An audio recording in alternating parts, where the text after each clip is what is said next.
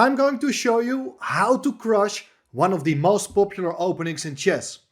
In this video, we're going to talk about the modern defense, which has been played at different levels, including by grandmasters. So now I have one very exciting idea which has almost never played before, but it's really dangerous and difficult for black to play against. Last weekend I played a game myself in the NRW Oberliga, which is like the third division team championship in Germany, and I was fortunate enough to bring this idea into practice. I'm going to show you all the ins and outs, and I only ask you to subscribe to the channel and let me know in the comments what you think of this idea. So here we go. I'm playing with the white pieces against international master Vitaly Malykin from Ukraine, who's actually now living in Germany, and the game starts with e4. My opponent goes g6, and after d4, bishop g7, knight c3, d6, I played here the move bishop e3. And now after the move a6, the starting position of the modern defense is here. So black, what is he trying to do with that move a6? Well, the idea is to prepare the move b7, b5, so that later the bishop can come to b7, and with the idea like b4, you can attack the knight, and with the bishop you're attacking the pawn on e4. This is a very typical strategy, and white now also has to decide how he is going to complete his development. Like, where are the knight from g1 and the bishop from f1? Where are they going to be developed? And what is white going to do with the king? Well, now the new idea I'm going to show you is really exciting. White played here the move h4. Very aggressive idea, and it's not an uncommon idea to launch the h-pawn against the fianchettoed bishop, because the pawn on g6 is a hook. You're trying to open up that side of the board looking for attacking chances. But normally you go for this plan only once you have completed your own development. But h4 is really dangerous for black. My opponent played here the move knight f6. Looks like a very logical developing move, and the knight even takes control over the h5 square, making it harder for white to play the move h5. But look what happened. I played here the move h5 anyway. So I'm trying to open up the position, or even if I don't want to take on g6, I may even consider playing here the move h6 to attack the bishop, and that will disturb black's development. So basically the most practical option, the most logical move here for black, is to take that pawn with a knight. Why not take the pawn? Well, here we go. Rook takes h5, it's an exchange sacrifice. Black has to take back. Queen takes h5, and white, what does he get in return for this exchange? He doesn't even have a pawn, but the queen is fantastically placed, and the king is not entirely safe. For instance, I don't think you really want to castle kingside anytime soon, because then the knight may come to f3 and then to g5, and you're threatening checkmate. You can get the bishop into the attack, maybe to d3, maybe to c4. You can castle queenside, and very soon the rook can also come to the half-open h-file. So white is having already very nice attacking prospects. But okay, black is not going to castle in that direction. Black here in the game played the move e6. So this looks like a logical move, so that the queen can always come to e7 to guard that weak pawn on f7. So here I play the move castling queenside. So now this is interesting. Like, I've sacrificed an exchange, but I'm aiming for long-term compensation. It's not something there's anything direct. But since black is not really tempted here to castle kingside, his king is kind of stuck in the center, but also the other pieces, they are kind of stuck. And the reason I have very nice compensation here is that there are almost no open files, which means that it's very difficult for black to activate the rooks. Well, my opponent played here the move h6. This is not a developing move, but it's already difficult to say what should be played instead. For instance, if black continues developing here with the move knight d7, intending to get a knight over to f6, my idea here is to play the move e5. And I think this is a really great idea to put pressure on the d file indirectly. If this file is getting opened after d takes e5, I can take back. Now the knight on d7 is badly placed. It can't move because the queen is hanging, and you even cannot take the pawn on e5 because here there is rook takes d7, bishop takes d7, and now after queen takes e5, white is getting 3 minor pieces for 2 rooks, which is great news, especially when you realize that the knight may come in, maybe to f6, the dark squares are really weak. This is a crushing attack for white. Let's go back 1 second to this move knight e7. After the move e5, there are even some other problems, because this queen on d8 is kind of stuck. And the big threat here is to play bishop g5 to trap the queen, and you can't block it with f6 because of that queen on h5 pinning the pawn on f7. So you see, there are even some immediate threats. But okay, this didn't happen in the game. My opponent played the move h6 to guard that g5 square, so my bishop can't go there. But anyway, I continue with my plan of playing the move e5, hoping that the d-file will be open, so that would be great news for the rook. But instead, my opponent played differently. He decided to close the position here with the move d5, which is possible, but still now also the other pieces, they are not looking great. I continue with the move f4. I like this move very much, with the plan of coming forward with the pawn to g4. For instance, if black tries to complete its development, let's say you go knight c6, I will play knight f3. And here, for instance, if you now play the move bishop to d7, I'm going to play the move f5. And this looks really bad for black, because now I have even the idea to go f6. When the bishop will be forced to go back, the pawn on f7 is really weak. And in case you do take on f5, I'm going to take on d5 with great attacking prospects, like the bishop can come into play, I can move the knight away, I can try to push my pawns to d5 and e6 in different move orders. So this looks very bad.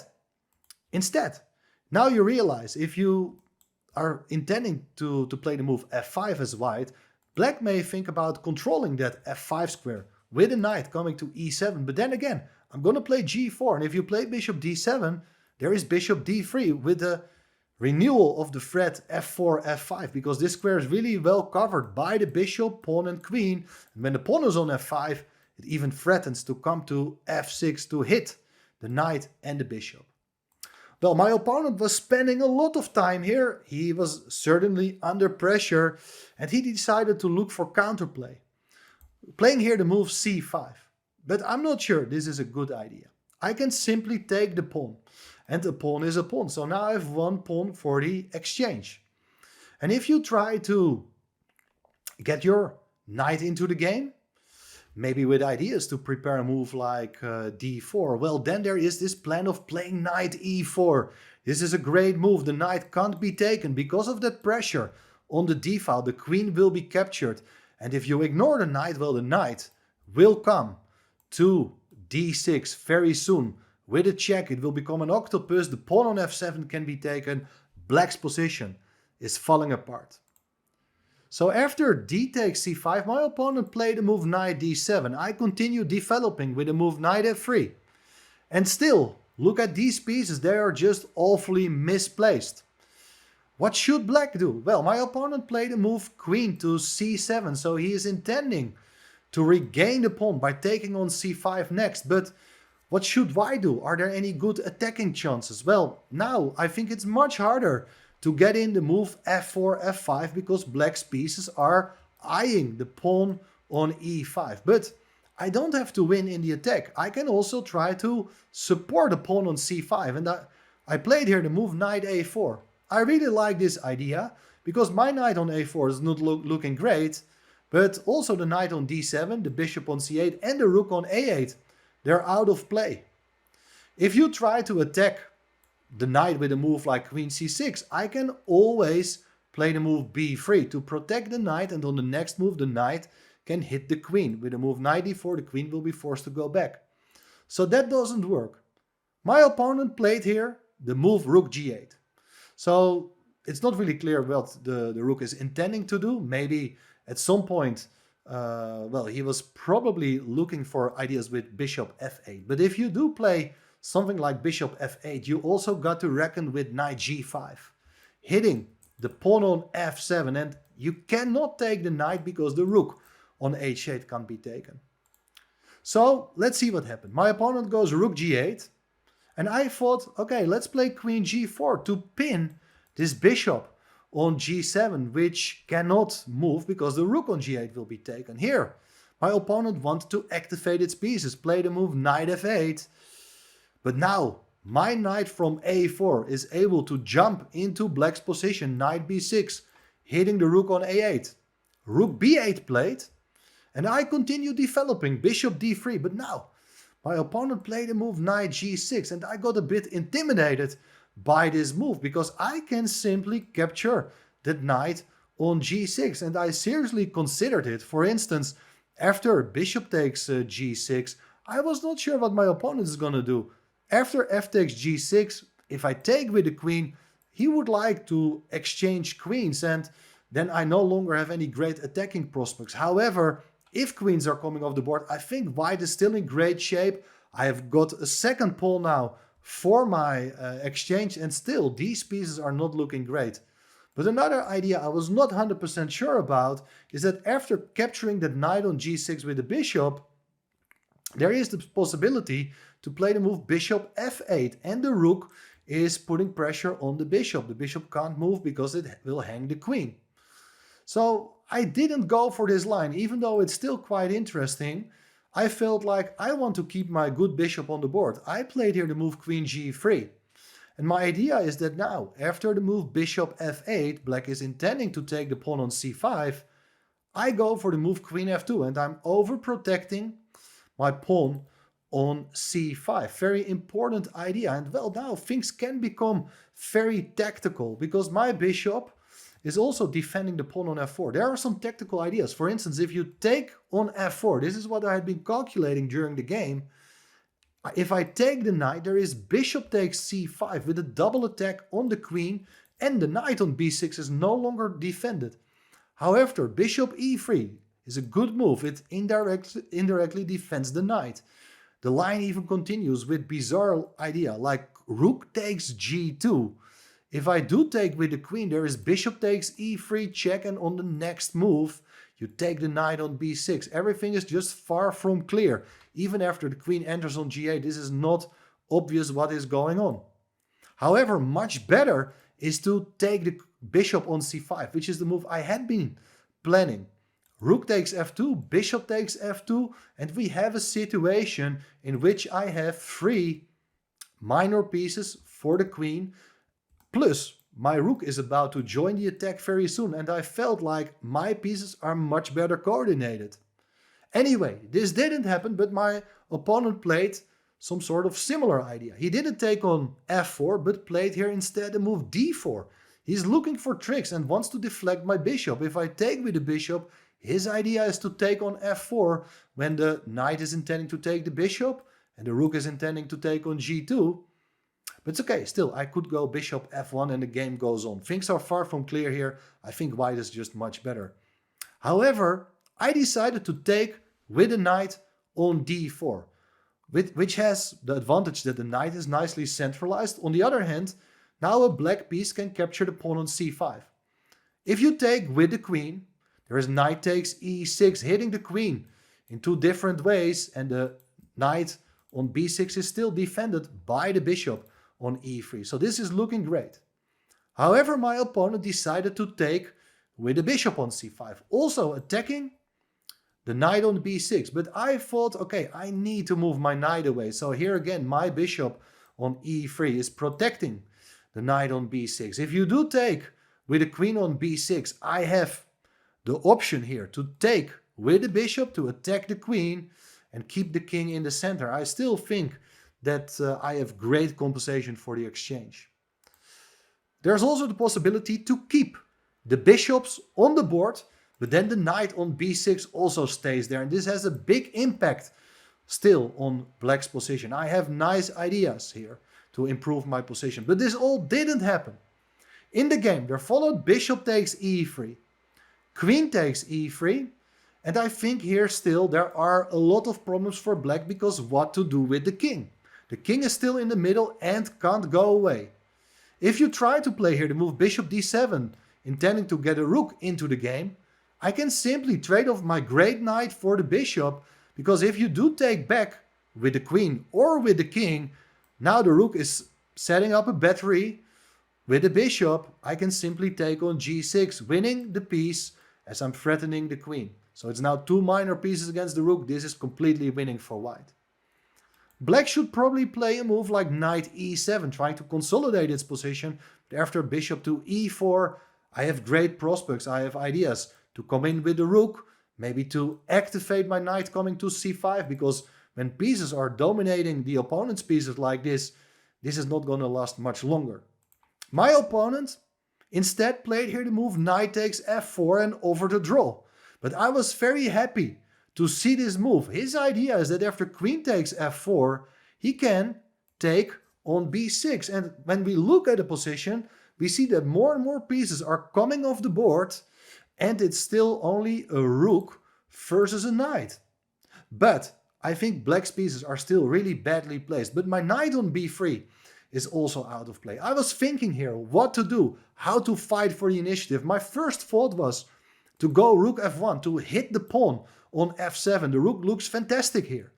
But there is the move queen c7 to defend the pawn on f7. And now my idea was to improve the knight to come in to e4, maybe to d6 and then f6. But I spotted in time that here black still has the defensive idea to play the move f5. This is a great idea, so that the queen is helping along the 7th rank. Now there are more squares covered, the knight cannot come to e4. And if I do take en passant, well then the queens are getting exchanged. And now I don't think I have realistic winning chances here any longer. But looking at this variation, it really helped me to find the right move. Instead of rook f1, I thought, okay, I should keep my rook on the d file. The rook is also greatly placed here. And just I need to start with improving my knight from b3. I played here the move knight d2, which is the decisive move. My plan is very simple. I want to go knight c4 to hit the queen. And after the queen goes away, I come in with my knight on d6. It's a beautiful knight being supported by the pawn on e5. It's much stronger than both rooks together. My opponent decided to take here on g2. And if I would play here the move knight c4, well, there is still the counter idea with queen f2. And I didn't see here what to do, how to play for a win. I don't want to exchange queens. Apparently you can take on h6, everything is under control, and knight d6 will come very soon. But here, instead of playing the move knight c4, I felt, okay, I don't need this tempo to hit the queen. I can play the move knight e4, which prevents the queen from coming to f2, and the knight will come to d6. There's not much black can do, because when the knight is on d6, also the pawn on f7 will drop very soon. My opponent played rook g1. I go for the move knight d6 check. And if you go king f8, well then it's just checkmate on f7. Also after king e7, queen takes f7 is just crushing. So my opponent tried to run away with the king. But now, rather than grabbing material, I'm looking at forcing moves first. Queen f6 check.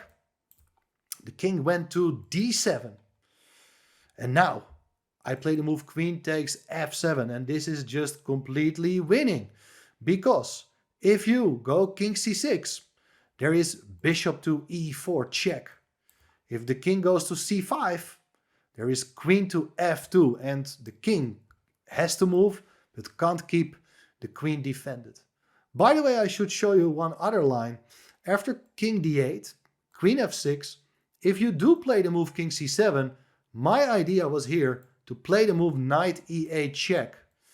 And this is a very nice idea, because after something like king c6, I have various good moves. But my idea was probably to go queen f3, and the king is just not going to survive it. If you go king c5, then there is at least queen to f2, and I'm going to pick up the rook, and it will win the game for me. Anyway, let's go back. King d7, queen takes f7. My opponent didn't play king c6. He played the move king d8, but now I play this move, queen f8 once again, king d7. And okay, I can repeat moves, but I don't have really time to improve my position because otherwise black is gonna take, or maybe even play queen e3. So I have to keep looking at forcing moves. Do you see the killer blow here? Pause the video for a second. Subscribe to the channel if you haven't done yet. And then hopefully you have seen that here, the forcing way to victory is here this move. Bishop to b5 check. Bishop sacrifice with the idea to clear the d file so that the rook is joining the attack. Pawn takes b5 like only move. Now I play queen e8 check, forcing the king to go to c7. And now there is knight takes b5 with check, and my opponent resigned here. He can only give up its queen, and I can capture the queen, of course, and it's leading to a winning endgame for me. But much better, and that's what I had seen in advance, is the check, queen d8, forcing the king to go to c6 because I'm covering the b6 square with my queen. If you go king c6, it is queen d6 with checkmate. Now, I was very happy with this game, but let's go back to the opening. I will give you a little bit more information here. So because after the move h4, objectively speaking, this move knight f6 is already giving a lot of problems for black. This is something black should not do. There are other ways to meet the threat of h5. For instance, you can play the move h6 here. So if white goes h5, then you can block with the move g5. Better is to go queen d2, and after knight f6, when black has the idea to go knight g4, then I'm going to play f3. And having provoked with an early h4 black to go h6, now it's very difficult for black to castle, because if you castle here, then the rook is no longer defending the pawn, and I can simply take on h6. That means that in the rest of the game it will be much harder for black to bring the king into safety.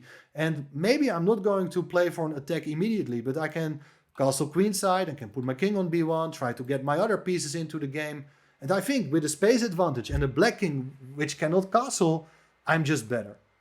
The other possibility for black is to play the move h5 to just stop the advance of the h-pawn. But in that case, my knight will come to h3. And look, my idea is to get a knight to g5 very soon. And well, in that case, I'm able to hit the pawn on f7. Maybe the bishop can come to c4. Or even if I don't want to do that, I can just continue queen d2, castling queenside. And at the right moment, I'm going to prepare f3 and g4. So even though black is trying to keep the king side closed, it's not going to be forever. Every pawn move on the side where you're weaker gives the opponent a chance to try to break through. Of course, after knight h3, bishop takes h3 can be played, but after rook takes h3, I think white is having a nice position with the bishop pair, and even the rook can be employed along the third rank anytime soon. Well, maybe at some point I will give you more ideas on how to play against the modern defense, but this move h4 with the idea to sacrifice the exchange, it's incredibly dangerous for black, and it almost refutes the modern defense. Let me know in the comments once again what you think about this idea, and I really hope to see you back on the channel. See you soon.